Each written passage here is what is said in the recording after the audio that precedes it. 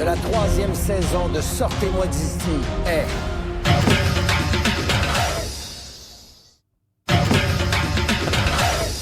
Ah ben oui, il est avec Le nous. grand gagnant de la 3e saison de Sortez...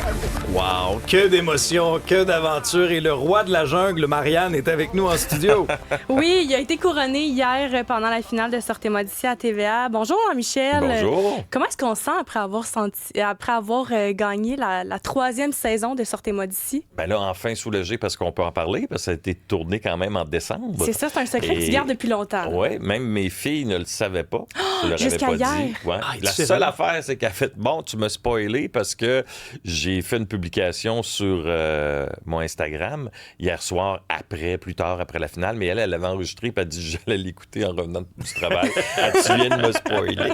Alors, j'ai dévoilé le punch pour elle, mais sinon, non, je suis content. J'ai eu une expérience extraordinaire. Je te dirais que là, ce que je trouve difficile, c'est de gérer un autre jungle. C'est de gérer la jungle des réseaux sociaux. Ah, es-tu sérieux? Comment ça? Oui, il y a bien du monde là, qui font des commentaires comme de quoi que je l'ai eu facile parce que j'ai été sauvé. Mais il y a des tournures dans le jeu que je suis pas maître de ça. Oui, Brigitte m'a sauvé quand j'étais au canon, mais si j'avais pas été sauvé, je revenais pareil parce que c'est Jeff qui était parti puis il est revenu. Mais bref, ça, là, j'ai mis ça de côté parce que moi, j'avais tendance à répondre aux gens. Et c'est sûr que quand tu es dans ton salon, c'est plus facile aussi de jouer, oui. mais... Versus dans la jungle du Panama, Exact. à dormir. Ouais, À dormir dans des lits de camp. à dormir peu, mais ça a été un groupe extraordinaire, puis je pense que les gens ont appris à découvrir aussi les personnalités, peut-être qu'elles connaissaient dans leur émission. Gino, qui est un gars généreux, extrêmement généreux, qui est habitué de donner, qui là... fallait qu'il apprenne à recevoir. Marc-Antoine Dequoy, un gentleman, toujours là pour les autres. Il a travaillé. Je ne sais pas si on va le voir parce que la semaine prochaine, il y a une émission spéciale, Les coulisses, voir comment est-ce qu'ils montrent nos fameux défis qu'on a fait. Brigitte Lafleur, qui est une fonceuse qui n'a jamais arrêté, qui était extraordinaire aussi. Mais en fait, je pourrais passer tous les campeurs parce que ça a été une très, très belle expérience. Ouais, mais toi, personnellement, comment t'as vécu ça? Parce que, honnêtement, vous étiez dans des situations plus qu'inconfortables. Puis je vous lève mon chapeau, vous avez tout mon respect. Mais en quoi cette expérience-là t'a transformé, toi, comme homme? Ça m'a appris à ralentir parce que le fait de ne pas avoir de montre, de ne pas avoir de téléphone, on n'a pas l'heure, on ne le sait pas. Je sais qu'on se réveillait autour de 6h, 6h30, mais parfois on revenait des galas, il était 1h, 1h30, on n'était pas couché avant 2h du matin, fait que ça fait des nuits très courtes. Moi, j'ai appris justement à gérer ça, à gérer mon énergie, même si je dormais peu, j'étais pas fatigué. Je sais pas, j'ai trouvé une espèce de force là-bas et habituellement, quand je mange pas beaucoup, puis quand je dors pas beaucoup, je suis grognon. Ah, je te comprends, moi aussi, je suis pareil. Pas de bonne humeur. Puis s'il y a bien quelque chose que vous faisiez pas dans la jungle, c'est c'est ça, tout manger ça. à sa faim. Ah ouais, là, et ben je me suis surpris à ça, puis même quand j'ai fini mon passage là-bas, quand j'ai appelé ma blonde, j'ai dit « Hey, tu vas être surprise. » J'ai pas été bougonneux. Elle dit « Bon, devant des gens, j'ai tendance parfois à être plus... solitaire, puis d'apprendre à apprivoiser un peu mon entourage avant de m'ouvrir. Mais là, je pense que ça a été plus facile. Et là, je te regarde, t'es habillé en campeur, t'as ta veste, t'as plein de poches. T'es-tu bien sûr que t'as rien ramené dans tes poches? On a fait le tour. Parce que, honnêtement, quand on regarde ton parcours, tes défis, ça a été quoi le moment qui t'a vraiment le plus challengé, qui t'a le plus écœuré? Écœuré, quand j'ai mangé l'espèce de cocktail avec les insectes, puis j'ai été seul à manger des affaires vivantes. Les autres affaires, les petits vers blancs, là, ça, je reviens pas que j'ai réussi à passer à travers ça. Mais le défi le plus difficile, c'est sous l'eau. C'est ça. Ben, raconte-nous la dernière épreuve parce que ça a été une finale très, très serrée entre Marc-Antoine Dequoy et toi. 3 secondes qui séparent la première de la deuxième place. Comment ça s'est passé pour toi, ta dernière épreuve? Au départ, on a un calcul mental à faire et ça compte dans le temps de ton défi. On avait 10 minutes pour le faire. Et c'est un calcul mental. Pascal exposant Chloé plus Sonia fois JF égale fois Jeff égale quel numéro. Puis chaque candidat est associé à leur numéro de départ, dans le fond. Fait que c'était difficile, probablement sous la pression d'aller chercher le numéro de chaque candidat. Il faut se rappeler qu'il faut faire la multiplication avant l'addition aussi. Oui. Écoute, C'est ça loin, prenait-tu ça. les maths 536 pour faire ça? Oui, ça prenait ça. Et fait que là, moi, j'ai gagné un peu de temps là-dessus parce que je pense que j'ai eu le calcul mental du premier coup. Marc-Antoine l'a fait du deuxième coup. Gino, il a perdu beaucoup de temps là. Mais après ça, une fois que tu es dans l'eau, là, ça saisit tellement. L'eau est à 8 degrés. Donc, pour les personnes un peu plus vieilles comme moi, c'est 40...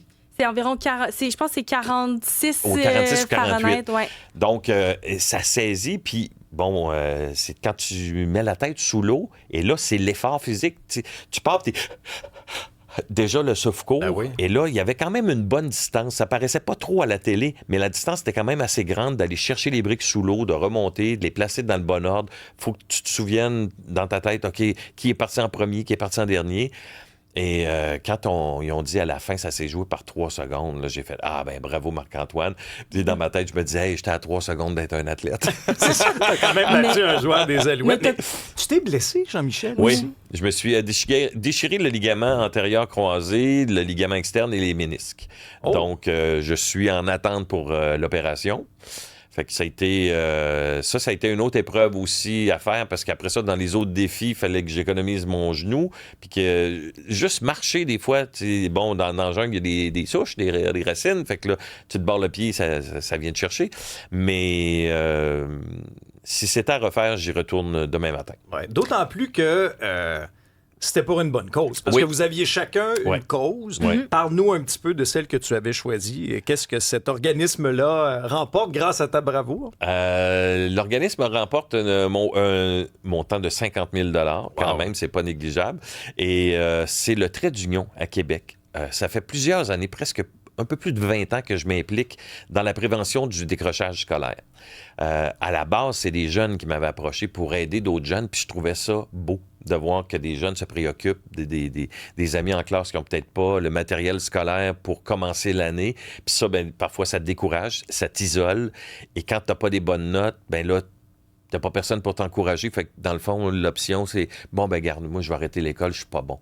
Mais des fois, ça prend juste la petite tape dans le dos pour encourager ces jeunes-là. Fait que le Trait d'Union offre des services pour aider des jeunes, pour rester à l'école, raccrocher, obtenir un diplôme, pour s'assurer un avenir meilleur. Fait que, puis là, il y a 2 points de service dans la région de Québec, puis ils veulent en ouvrir partout. Un peu partout au Québec. Donc, ça va donner un coup de main pour ces jeunes-là. Puis, j'étais très content de jouer pour eux. T'avais l'air très ému aussi d'avoir gagné à la fin, là, quand on te voit les yeux pleins d'eau. Comment tu te sentais à ce moment-là? J'avais un sentiment partagé, je vais être bien honnête. Là. J'étais content, mais en même temps, j'étais déçu pour les causes des autres aussi. Tu sais, bon, Marc-Antoine, c'est une cause qui tient à cœur. Il jouait pour la Fondation du cancer. Gino pour le Centre Jeunesse Montérégie. Brigitte pour Allergie Québec. Fait que je me suis dit, bon, ben garde, je vais faire ma part. Je vais faire un don moi, pour leur fondation. Mais c'est ça, tu sais, j'étais content, mais en même temps, j'aurais tellement voulu que tout le monde gagne. Mais garde, ça en prend un. Ben, c'est drôle que tu dises ça parce que dans le dernier épisode, on voit que les campeurs t'ont remis le prix de la personne la plus compétitive. Ouais. C'est drôle d'avoir le petit clash entre je voulais que tout le monde gagne, mais en même Non, temps, mais on je suis t'a élu, compétitif, mais envers moi-même. OK. Très, très compétitif envers moi-même. Puis c'est pour ça que quand il y avait des épreuves, la deuxième que j'ai fait où j'ai eu de la difficulté avec les cadenas, Ouais, tu t'en es voulu, hein? j'étais fâché après moi. Puis je faisais, Caroline, je suis là ici pour performer, pour essayer. Mais comme le cadenas était tourné, il fallait que je me vire le poignet avec mes doigts, je changeais un chiffre, l'autre, j'accrochais l'autre. Mais T'étais pas tout seul dans la boîte non plus. ah non, c'est ça, il y avait des petits amis qui venaient me chatouiller. Mais c'est ça, je suis compétitif dans la vie, oui, mais je pense que j'ai une compétition saine. Avant qu'on se quitte, là, c'est le moment potin de Oui. l'entrevue. J'ai lu que tu allais te marier. Oui. Oui. Un mariage intime. Intime. Donc, est-ce qu'on comprend que Marianne et moi, on ne sera pas invités, Jean-Michel? Sur Je vais vous envoyer des vidéos. OK, parfait. Non, parce que j'avais commencé, puis on avait fait une liste, puis après ça, quand tu calcules les coûts, tu fais comme, hey, nous, on veut faire un voyage pour souligner ça. Je pense qu'on va mettre l'argent plutôt là-dessus. Puis j'ai peur de faire de décevoir trop de gens. Tu sais, si je t'avais pas invité, tu aurais été Ben, déçu, je sais puis bien. là, je veux pas te décevoir. Parfait, j'apprécie. Jean-michel, félicitations Merci encore une beaucoup. fois. Félicitations, Vraiment, merci de ton ton passage parcours. en studio, c'est super apprécié. Plaisir.